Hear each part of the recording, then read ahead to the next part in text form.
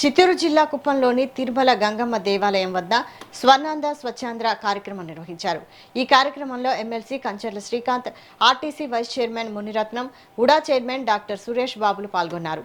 ఆలయ పరిసరాలను పరిశుభ్రం చేశారు. అనంతరం వారు మాట్లాడారు. కుప్పం పట్టణాన్ని పరిశుభ్రంగా ఉంచుకోవాలని ప్రజలకు పిలుపునిచ్చారు. ప్రతి ఒక్కరూ స్వర్ణాంధ్ర స్వచ్ఛాంధ్ర కార్యక్రమాన్ని తప్పనిసరిగా పాటించాలని సూచించారు. ఈ కార్యక్రమంలో ఆలయ chairman Ravichandrababu, municipal commissioner Srinivasarao పాల్గొన్నారు.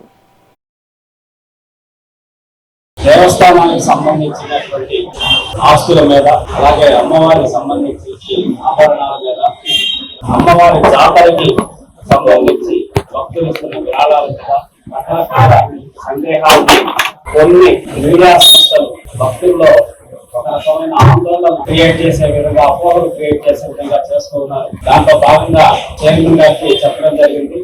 నారా చంద్రబాబు నాయుడు గారి సారథ్యంలో తెలుగుదేశం పార్టీ ప్రభుత్వం ఆధ్వర్యంలో, అలాగే కూటమి ప్రభుత్వం ఎటువంటి చట్టపరమైన లేకపోతే దేవస్థానానికి, అమ్మవారికి అపచారం కలిగేటటువంటి పనులు ఎవ్వరూ చేయరు.